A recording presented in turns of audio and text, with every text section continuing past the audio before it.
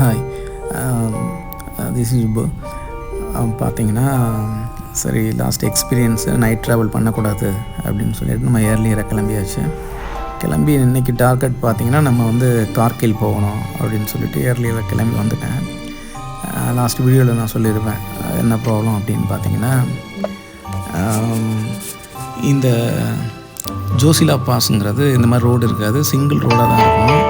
இந்த சைடு போகிற வண்டி போச்சுன்னா அங்கே ஒரு வண்டியை நிப்பாட்டிடுவாங்க, அதே மாதிரி அங்கேருந்து வண்டி வந்ததுன்னா இங்கே நிப்பாட்டிடுவாங்க. அதனால் என்ன பண்ணிட்டாங்க அப்படின்னா என் வண்டியை அப்படியே நிப்பாட்டிட்டாங்க. அங்கே இந்த சைடு வந்து எனக்கு தெரியாது ஃபஸ்ட். நான் நினச்சேன் ஒரு ½ ஹவரில் கிளியர் ஆகிடும், டிராஃபிக்கு அனுப்பி விட்ருவாங்க அப்படின்னு பார்த்தா டைம் போய்கிட்டே இருக்குது. நான் காலையில் ஏர்லியராக கிளம்பி இங்கே வந்துட்டேன். அங்கே 10 மணிக்கெலாம் ரீச் ஆகிட்டேன் அந்த இடத்துக்கு. 6 மணி ஆனாலும் என்ன ஆச்சுன்னா கிளியர் பண்ணல. எல்லோரும் இது மாதிரி வெயிட் பண்ணிக்கிட்டே இருந்தாங்க. நான் என்ன நினச்சேன், சரி திரும்பி அங்கே போக முடியாது, அதனால நம்ம வந்து இங்கேயே ஸ்டே பண்ணிடலாம், இந்த இடத்துலையே தங்கிட்டு அப்புறம் இங்கேருந்து காலையில் போகலான்னு முடிவு பண்ணியிருந்து இங்கேயே ஸ்டே இருந்துட்டேங்க. பார்த்தீங்கன்னா கரெக்டாக ஒரு 7 மணி இருக்கும். 7 மணிக்கு மேலே நீங்கள் வந்து போகலாம்னு அனுமதி கொடுக்குறாங்க. அட பாவிகளா, 7 மணிக்கு நான் எப்போ இங்கேருந்து போவேன்? தெரிஞ்ச இடமா நம்ம போகிறதுக்கு, தெரியாத இடத்துல அது மலைப்பகுதியில் 7 மணிக்கு எப்படி போகிறது அப்படின்னு ஒரு ஃபீல் இருந்தாலும் சரி போய் ஆகணுமே, சரி பார்த்துக்கலாம். எனக்கு வந்து டிரைவ் பண்ணுறதுக்கோ இல்லை மலையில் மேலே போகிறதுக்கோ பயம் கிடையாது. போய் எங்கே போய் நம்ம ஸ்டே பண்ணுறது, நம்ம அந்த டார்கெட் நைட்டில் போய் எங்கே தேடுறது? ஏன்னா அங்கே நம்ம ஊர் மாதிரிலாம் பக்கத்தில் இருக்காது. ஒரு வீடு எங்கே இருந்ததுன்னா இன்னொரு வீடு அடுத்த ஒரு 10 கிலோமீட்டர் தாண்டி இருக்குது. போகிற வழியில் ஏதாவது ஒரு கடைகள் இருந்தால் தான், அது தெரியாத இடத்துல போய் நம்ம எப்படி யாரை அப்ரோச் பண்ணுறது, அந்த பயம்தான் எனக்கு இருந்துக்கிட்டே இருந்தது.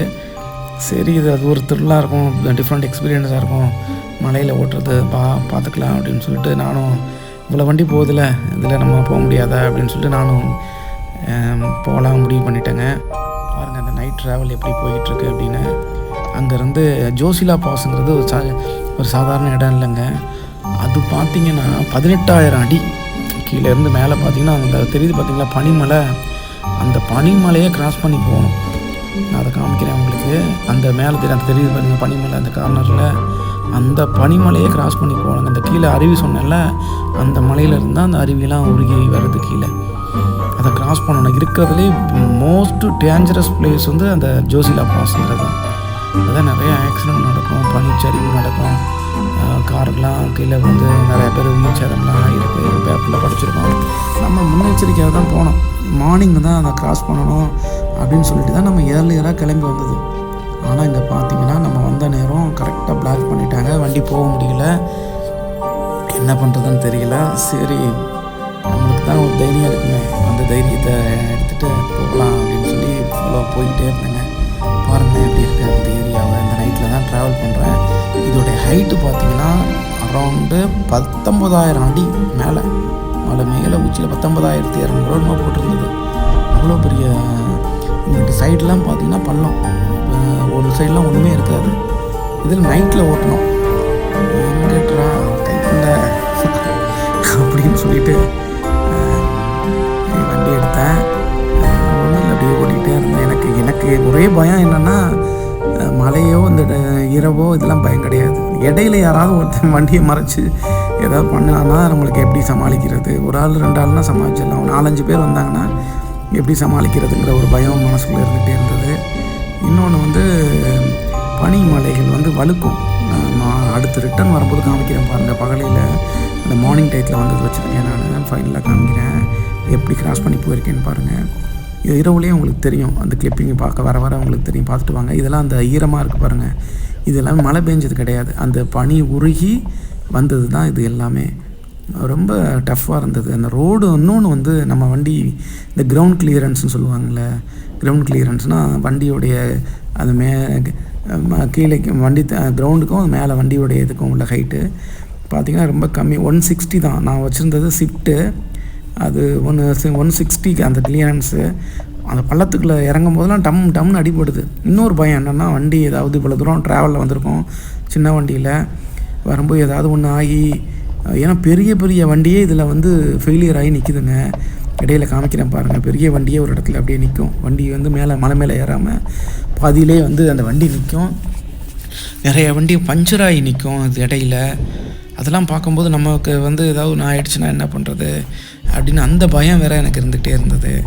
சரி பகலாக இருந்தால் கூட பரவாயில்ல, இரவில் இப்படி போகிறது கொஞ்சம் கஷ்டம்தான், இருந்தாலும் சரி சமாளிச்சிடலாம் அப்படிங்கிற ஒரு தைரியம். கடவுள் நம்ம பக்கம் இருக்கார், இவ்வளோ தூரம் கூட்டிகிட்டு வந்துட்டார், இதுக்கு மேலே என்ன நம்மளை கைவிட்டுருவாரா என்ன? அது உண்மைதான், என்னை எந்த இடத்துலையும் என்னை வந்து கைவிடலை இறைவன். அழகாக கையை பிடிச்சி கூட்டிகிட்டு போயிட்டு கூப்பிட்டு வந்தார். பாருங்கள் யாருமே இல்லை, இருட்டாக இருக்குது. அப்படியே போய்கிட்டே இருந்தேன். செம்ம த்ரில்லிங்க, அந்த என்ஜாய் பண்ணேன் நல்லா. அந்த அந்த த்ரில்லிங் ட்ரைவுங்கிறத இதுக்காண்டி தான் நான் போனதே, முதல்ல தனியாக போகணும் அப்படின்னு. அதை நல்லா ஃபுல்லாக என்ஜாய் பண்ணேன். அந்த இது எல்லாம் நல்லா இருந்தது. இந்த நைட்டில் ட்ரைவ் பண்ணது, தனியாக போனது, அந்த இடங்களை பார்த்தது, பாதை இருக்கா இல்லையான்னு கூட தெரியல, அந்த சைடு என்ன இருக்கும், எப்படி திரும்புறது. ஏன்னா அந்த நம்ம லைட் தெரிகிற அளவுக்கு தான் அந்த பாதை தெரியுது, அதுக்கப்புறம் ஒன்றும் தெரியாது. டக்குன்னு டேர்ன் பண்ணுற மாதிரி அந்த சைடு ஃபுல்லாகவே பண்ணலாம். அது மார்னிங்கில் தான் உங்களுக்கு தெரியும். நான் பார்க்கும்போது சாதாரணமாக தெரியுது, உங்களுக்கு மார்னிங்கில் பார்க்க வந்து பாருங்கள். அந்த கார் நிற்கிது பார்த்தீங்களா, அந்த வண்டி போகலை, அப்படியே லாக் ஆகிடுச்சு. என்ன பண்ணுறது தெரியல, தள்ளிக்கிட்டு இருக்காங்க பாருங்கள். ஏன்னா வண்டி இழுக்காது, அவ்வளோ பெரிய ஹைட்டில் ஃபெயிலியர் ஆகிடும் இன்ஜின். சம்டைம்ஸில் வந்து அது வந்து ஒர்க் ஆகாது, ஃப்ரீஸ் ஆகிடும். ஏன்னா அவ்வளோ கூலிங்காக இருக்குது அந்த ஏரியா எல்லாமே. இந்த சைடில் பார்க்குறது எல்லாமே பாறைகள் இல்லை, பனி பாறைகள் வந்து அப்படியே தெரியுது ஒயிட்டாக. உங்களுக்கு தெரியல, அதை அடுத்த கிளிப்பில் காமிக்கிறேன். இதெல்லாம் பனிப்பாறைகள் வந்து அப்படி உறைஞ்சிருக்கு, அப்படியே உறைஞ்சி தூசி பட்டு அப்படி அழுக்காக தெரியுது. ரெண்டு பக்கத்துமே பனியை வந்து அந்த ஐஸ் பாரை வந்து கிளியர் பண்ணிக்கிட்டே இருப்பாங்க. அதுதான் அந்த நிப்பாட்டி வண்டி விடுறதுக்கு காரணமே. அந்த ஐஸ் பாரை கிளியர் பண்ணி அதுக்கப்புறம் வண்டிகளை அனுப்புவாங்க.